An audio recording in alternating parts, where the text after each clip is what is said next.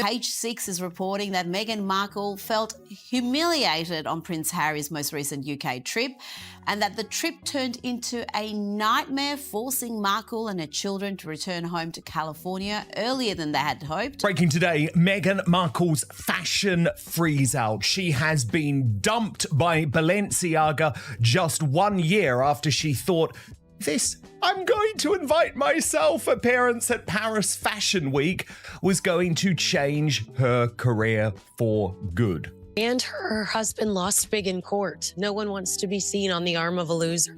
I think that this trip was a reality check. Harry has spent years insisting he can be half in and half out of the monarchy. Remember, 47 minutes is not a reconciliation. It's not a get-together, we're so thrilled to see you. Noticeably, one person was not at the show.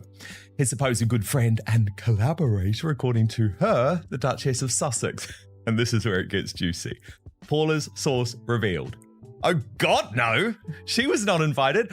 Not after what happened last time. Another point to make is Harry and Meghan were kept waiting, encircling Highgrove for some considerable length of time, not even sure that the meeting was going to take. For years, Charles Spencer watched the royal conflict unfold without publicly placing Meghan beside Diana. But behind closed doors, his silence was reportedly becoming harder to maintain. And one private conversation convinced him that remaining quiet might allow history to repeat itself in a far more dangerous form. His absence from the public argument had become a mystery of its own. Harry had spoken repeatedly about his mother. Meghan's supporters had drawn painful parallels. Palace commentators had dismissed those comparisons as emotional exaggeration. Yet Charles Spencer, the man whose voice carried Diana's blood, history, and private pain, had said almost nothing. That silence was not empty. It was heavy.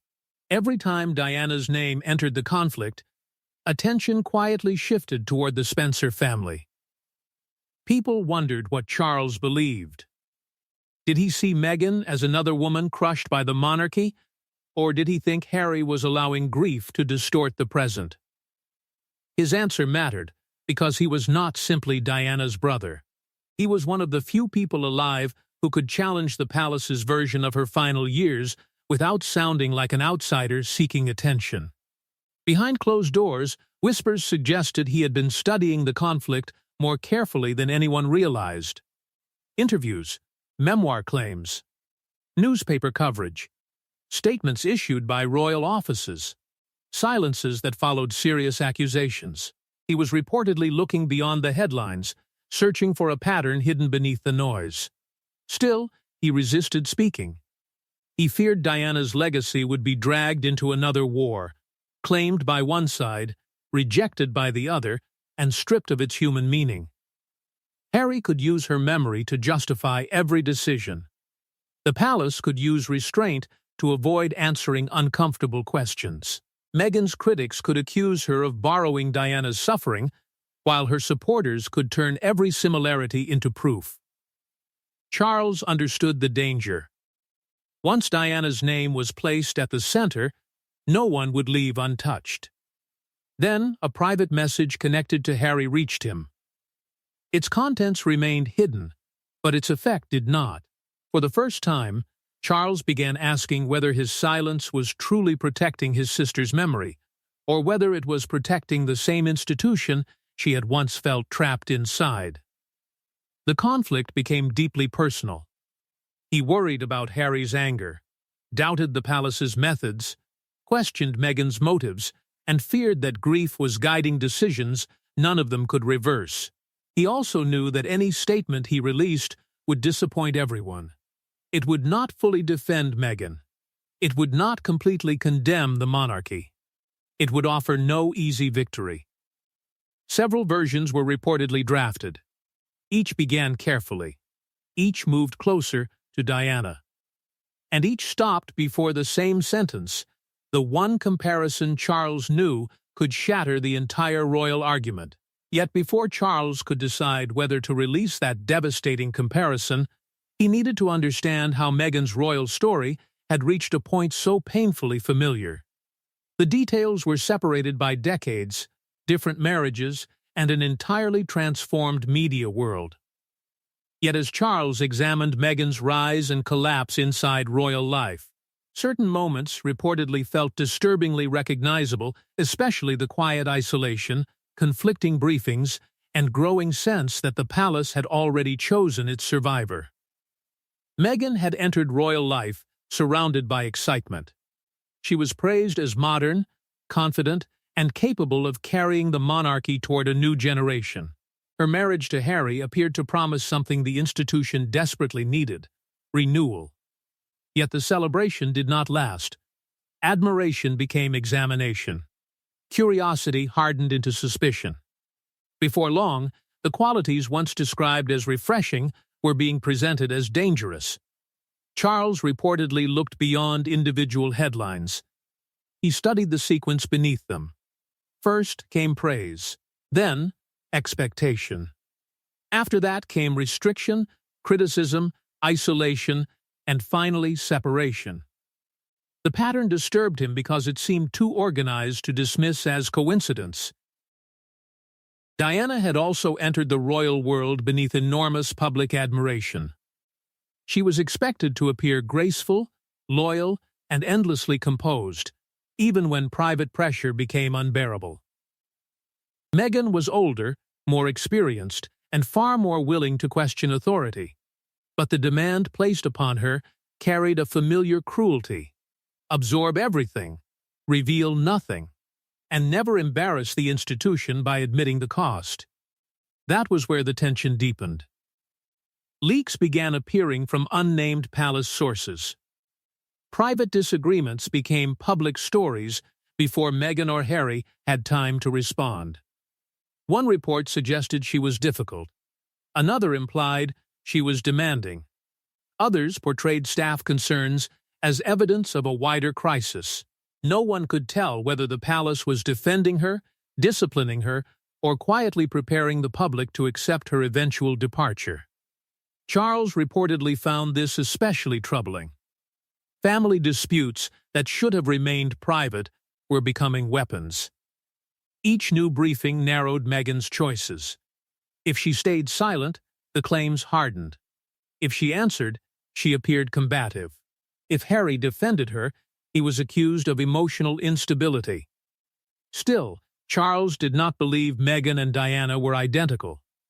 Meghan's ambition, confidence, and willingness to confront tradition made the conflict faster and more explosive. Diana had struggled for years before openly challenging the system. Meghan seemed prepared to resist almost from the moment she sensed the rules closing around her. But the women did not need to be the same for the palace machinery to behave in familiar ways. Then, Charles reportedly encountered a phrase used privately about Meghan. It was not rebellious, disloyal, or even dangerous. It was colder than that. She was becoming difficult to manage. Charles remembered language disturbingly close to it being used around Diana decades earlier. And in that single word, manageability, he saw the deeper problem. The institution was not asking how to repair the relationship. It was asking whether the woman could still be controlled. And once Charles recognized that familiar language, his attention turned from Meghan's public behavior to the hidden palace system that decided which royal voices would be protected and which would be quietly discredited. Royal conflict rarely begins with a public accusation. It begins with altered schedules, missing invitations, carefully planted doubts, and conversations no one admits took place. Charles allegedly believed Meghan's downfall was not caused by one dramatic confrontation, but by 1,000 invisible decisions made behind polished palace doors. The monarchy did not operate as one united family with one voice. Behind the public smiles stood competing households, private advisors, press teams, personal loyalties, and the relentless demands of succession. Every office had something to protect. Every decision carried consequences. And when interests collided, the institution did not always defend the person under attack. It defended the structure most essential to its future. Meghan entered that system expecting written rules, clear explanations, and the freedom to ask questions. Instead, she encountered traditions that were rarely spoken aloud because obedience was assumed. Newcomers were expected to watch, adapt, and remain patient. Meghan did not always do that. She questioned decisions, demanded clarity, and resisted arrangements she believed limited her voice. To officials trained to value silence, her confidence appeared less like independence and more like defiance. The tension spread across almost everything. Who controlled press access? Which staff members answered to whom? How much freedom could Harry and Meghan have over their charitable work? Who approved spending, public appearances, announcements, and interviews? Even their image seemed to belong partly to the crown. Then, there was the rivalry no one wanted to name. William and Catherine represented the monarchy's future. Harry and Meghan represented something more unpredictable, popularity without the same constitutional burden. Their appeal was powerful, but their independence frightened those responsible for protecting the line of succession. Charles reportedly began to understand that the palace's greatest fear was not scandal. Scandal could be survived. The true threat was losing control over who defined it. Official silence allowed the monarchy to appear calm and dignified. But for Meghan, silence meant accusations could spread without correction. For Harry, it felt horribly familiar. Leaks, denials, isolation, pressure to endure everything quietly. He believed he had seen the pattern before, surrounding his mother. Yet Meghan was not merely passive. She pushed for public corrections, greater autonomy, and direct answers.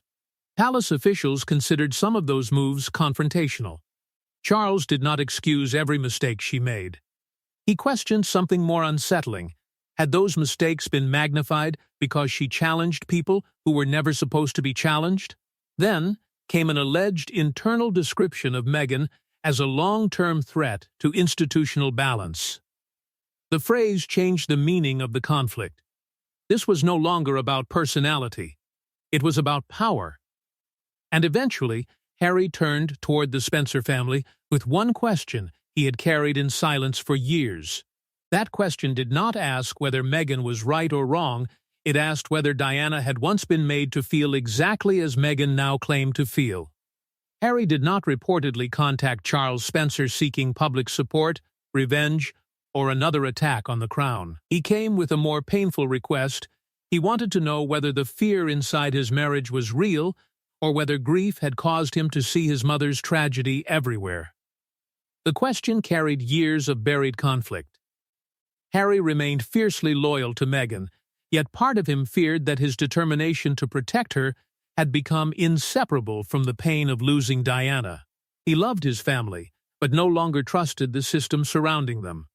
Every disagreement seemed to reopen an older wound. Every silence felt like a warning. In the alleged private exchange, Harry asked whether Diana had once felt surrounded by people who showed affection in public while weakening her behind closed doors. Charles hesitated. A simple yes could confirm Harry's darkest fears, deepen the rupture with William and Charles, and permanently bind Meghan's experience to Diana's tragedy. But Harry continued. He described Meghan's distress, her growing isolation, and her distrust of palace staff. She believed private concerns were escaping into the press, while official channels refused to defend her. Whenever she demanded a correction, officials treated the demand as further proof that she was difficult. The harder she fought to protect herself, the more suspicious she appeared. Charles listened, but he did not offer the comfort Harry expected. Instead, he asked whether Harry had protected Meghan wisely, or whether his anger had transformed every dispute into a battle that could no longer be contained. The challenge struck hard. Protecting someone, Charles reportedly warned, was not the same as fighting every person who disappointed them. Harry had begun treating resistance as betrayal and disagreement as danger. Diana's memory could explain his fear, but it could not prove that every palace conflict was persecution. Still, Charles could not dismiss the similarities completely. Certain institutional responses felt painfully familiar, private doubts becoming public stories, emotional suffering reduced to a problem of conduct, and silence used to preserve the dignity of the crown while leaving one person exposed. The distinction mattered. Diana and Meghan were different women in different circumstances, yet both had become symbols onto which the monarchy, the media, and the public projected their larger fears. Diana represented instability within tradition. Meghan came to represent a challenge to tradition itself. Then Charles asked the question Harry had avoided. Did Meghan want reconciliation, vindication, independence, or permanent conflict? Each path demanded a different choice, and pursuing all four would destroy any chance of peace. Charles now understood why the public argument had become so dangerous. Meghan was portrayed either as Diana reborn or as a calculating woman exploiting Diana's legacy. Neither version allowed complexity. If he spoke, he would have to break both illusions. Then came the sentence Charles had resisted for years, the comparison that would defend Meghan from one accusation while exposing her to an entirely different truth. When Charles Spencer finally broke his silence, he did not declare Meghan the new Diana. He said something far more explosive. Meghan was not repeating Diana's life, but the palace appeared to be repeating its response, treating emotional resistance as disloyalty and institutional discomfort as personal failure. The distinction was immediate and devastating. Charles was not claiming the two women shared the same personality, motives, or journey. Diana had entered royal life seeking acceptance from within. She endured its restrictions for years, hoping loyalty would eventually bring security. Meghan moved differently.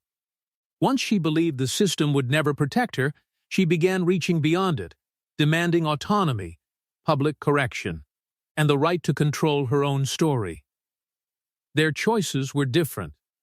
The instinct surrounding them, Charles believed, was disturbingly similar. Both women became a problem when the palace could no longer contain their personal narratives. As long as they performed the role expected of them, they could be praised as valuable symbols. But once their private pain entered public conversation, admiration gave way to suspicion. Their emotions were no longer treated as warnings. They were treated as evidence of instability. That shifted the entire debate. The question was no longer whether Meghan was likable, difficult, innocent, or calculating. The question became whether the institution possessed a pattern of turning complicated women into manageable public problems. Charles offered Meghan no easy absolution. He did not portray her as saintly or beyond criticism. She had made choices, issued accusations, and entered public battles Diana had never possessed the power or platform to pursue. But imperfection, he argued, did not justify abandonment. A woman could make mistakes and still be failed by the system surrounding her. Then came his most cutting observation. The monarchy often mistook obedience for stability. It demanded silence, called that silence dignity, and then appeared shocked when years of suppressed conflict finally exploded beyond its control. For Harry, the statement confirmed part of his deepest fear. He had not imagined every similarity. Yet Charles stopped short of endorsing every claim Harry and Meghan had made. The palace response could be flawed without every opponent being malicious. Meghan could have suffered without every confrontation becoming another version of Diana's tragedy. Inside royal circles, that complexity made the intervention even more dangerous. Meghan's supporters saw proof that the institution had learned nothing. Her critics seized upon Charles's insistence that Meghan possessed choices Diana never had. But the most damaging comparison concerned image. Both women, Charles suggested, became more valuable as symbols than they were tolerated as complicated human beings. Palace anxiety deepened. What else did Diana's brother know? Could he reopen questions involving inheritance, security, private promises, and the treatment of women who married into the crown? His words had not healed the feud. They had placed the monarchy itself on trial. But as the statement spread across the world, the most important reactions were not public. They unfolded inside royal households, where Diana's name still carried grief, guilt, loyalty, and fear. Inside the palace, Charles Spencer's words were reportedly received as more than commentary. They were interpreted as a warning from Diana's blood family and for William. The comparison created an impossible emotional trap between defending the monarchy he would inherit and confronting the pain of the mother he lost. William's reaction was said to be immediate, but deeply controlled. As Diana's son, he understood why her name still carried extraordinary emotional force. As the future king, however, he also knew how quickly that force could destabilize the institution he was expected to preserve. Charles Spencer had not merely criticized a family decision.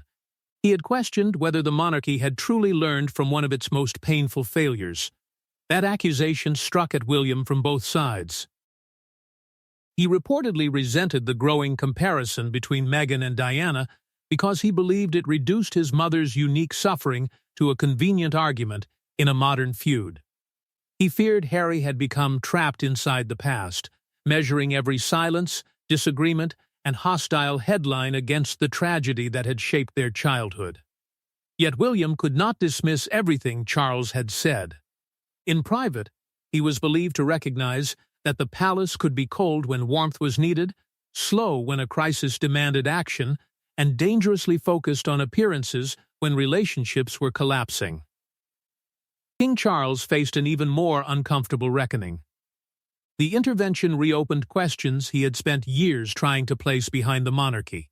Meghan was the immediate controversy, but Diana remained the deeper wound. Any response risked pulling old guilt into the center of his reign. Palace advisors debated every option. A formal rejection could appear defensive. An indirect rebuttal through trusted commentators might look calculated. Silence offered dignity, but it also allowed Charles Spencer's words to harden into an unanswered judgment. Camilla reportedly understood the danger immediately. A renewed public focus on Diana could awaken old hostility and reshape perceptions of the current royal order. What appeared to be a dispute about Meghan could quickly become another examination of choices made decades earlier. Catherine saw a different threat. Diana's memory had become the battlefield neither brother could escape. Harry used it to explain his fear. William protected it from comparisons he considered unfair. Both believed they were defending their mother, yet each increasingly saw the other as damaging her legacy. Senior advisors urged William not to contact Charles Spencer while emotions remained high. One private conversation, misunderstood or leaked, could deepen the crisis beyond repair. Harry interpreted the palace's silence differently. To him, it proved his uncle had struck the place the institution feared most. Meghan, however, was less certain. Charles Spencer had validated her suffering, but he had also suggested that her choices and public strategy had intensified the rupture. Then, palace officials learned his statement might not be the end. Charles was reportedly prepared to speak about Diana's legacy, private promises, and royal inheritance next. And with inheritance now entering the dispute, the conflict moved beyond reputation into the forbidden territory of Diana's possessions, promises, and the legacy both princes believed they were protecting. Diana's memory had always united Harry and William in public, even when almost everything else divided them. But Charles Spencer's intervention exposed a darker possibility. Both brothers believed they were defending her legacy, while each increasingly viewed the other as the person most dangerously misusing it. That legacy lived far beyond speeches and anniversaries. It remained inside private letters, treasured jewelry, personal belongings, family stories, charitable causes, and memories neither son could separate from the pain of losing her. To Harry and William, these were not simply objects or traditions. They were fragments of a mother whose absence had shaped every major choice that followed. Harry believed leaving royal life had honored Diana's deepest desire for freedom. In his mind, he had done what she had once struggled to do: step outside the machinery before it consumed the person he loved. Protecting Meghan became inseparable from protecting the future Diana had been denied. William saw the matter differently. He believed duty, restraint, and reform from within offered the more responsible tribute. Walking away could expose the institution's failures, but remaining gave him the chance to change them. To him, service was not surrender. It was the burden his mother's memory had taught him to carry. Meghan's connection to Diana made the divide even more dangerous. Every piece of jewelry, every reference, and every public comparison raised questions about belonging, inheritance, symbolism, and legitimacy. Supporters saw continuity. Critics saw appropriation. What should have remained deeply personal became evidence in a public trial.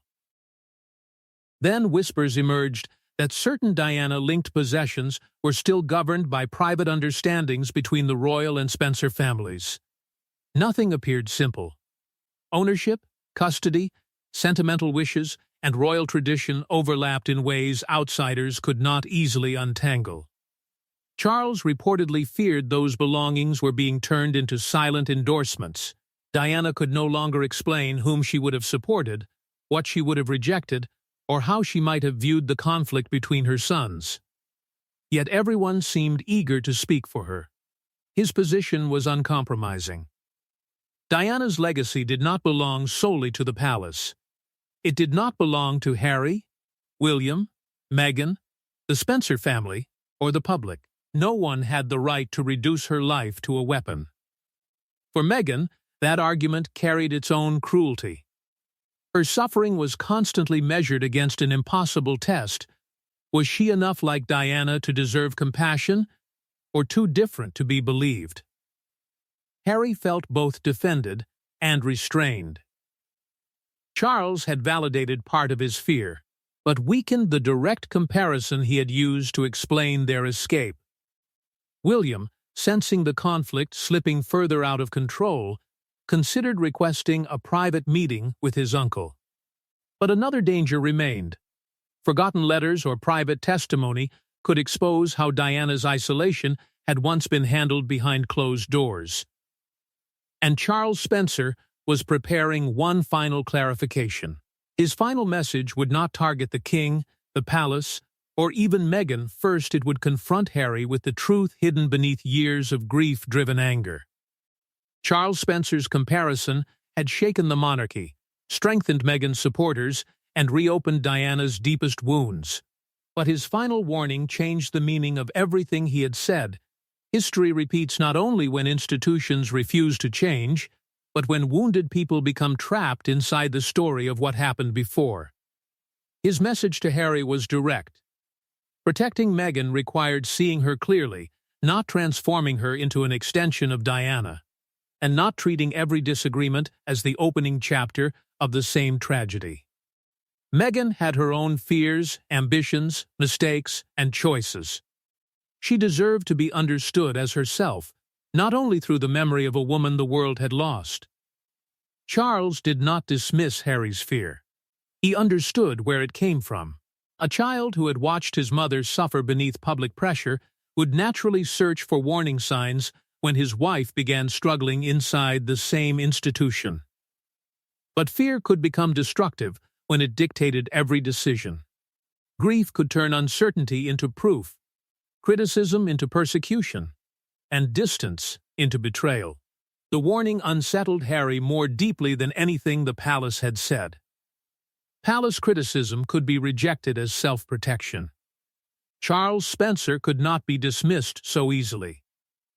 His devotion to Diana was beyond question, which made his challenge impossible to escape. Still, Charles did not release the monarchy from responsibility. He believed its silence, delay, and obsession with image had worsened Meghan's isolation. Yet he also insisted that Harry and Meghan remained responsible for the choices they made after leaving.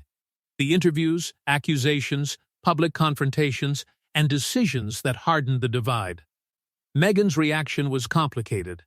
She felt vindicated by the comparison of institutional behavior, but frustrated that Charles refused to offer a simple verdict. His words denied both sides the comfort of a clean story with one victim and one villain. William saw an opening, though a narrow one. Honest conversation might still be possible, but only if both brothers stopped using Diana's memory as a shield. Harry could not use her pain to prove every fear. William could not use her dignity to silence every criticism. Meanwhile, the palace attempted to move forward publicly while privately confronting an uncomfortable possibility. Perhaps its old instincts had returned. Silence had looked like restraint. Delay had looked like caution.